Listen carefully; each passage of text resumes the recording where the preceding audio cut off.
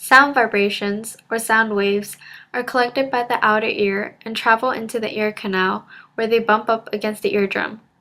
The eardrum vibrates in sympathy with these sound waves.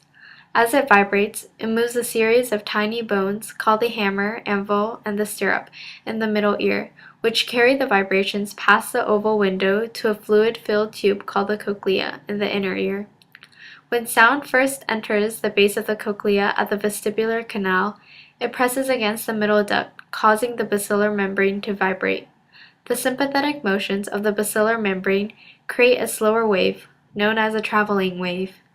This second wave, caused by the fluid inside the cochlea, which travels along the basilar membrane, stimulates the hair cells on the organ of Corti, called cilia, which in turn conducts sound messages through the vestibular nerve to the auditory cortex of the brain.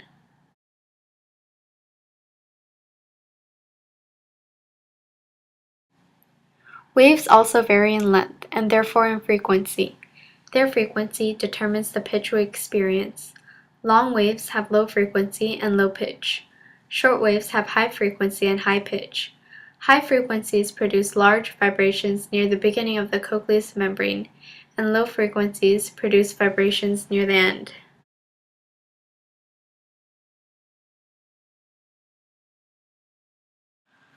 Place theory presumes that we hear different pitches because different sound waves trigger activity at different places along the cochlea's basilar membrane.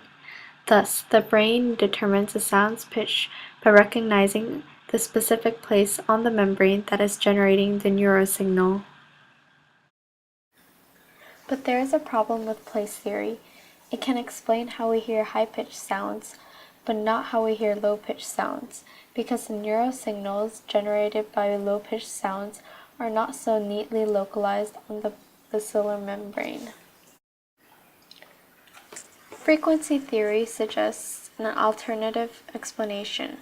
The brain reads pitch by monitoring the frequency of neural impulses traveling up the auditory nerve.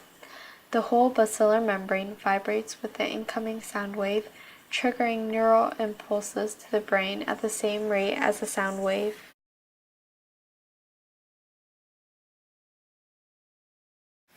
So, how do we detect loudness? It is not, as many of you would have guessed, from the intensity of a hair cell's response. Rather, the strength or amplitude of sound waves determines their loudness.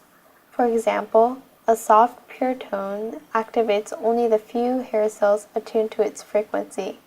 Giving louder sounds, its neighbor hair cells also respond. Thus, the brain can interpret loudness from the number of activated hair cells.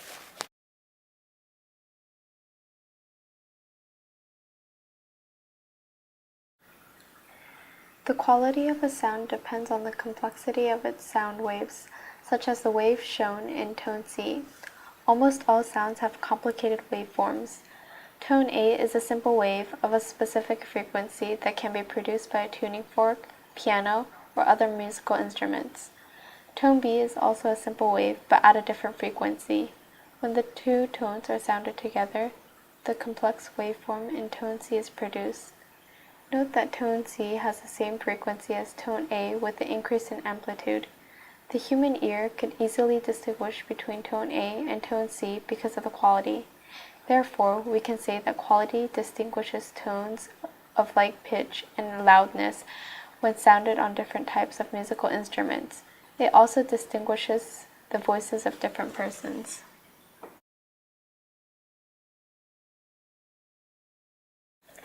Sounds can be localized using three coordinates: azimuth, the angle left or right of straight ahead; elevation, the angle above or below the horizontal plane; and distance.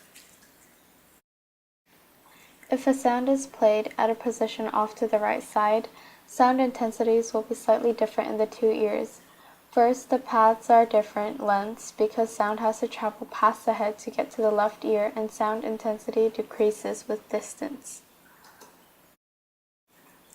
Second, the head interferes with the sound wave, casting the auditory equivalent of a shadow on the far end, and this sound shadow is more effective for sounds of higher frequency.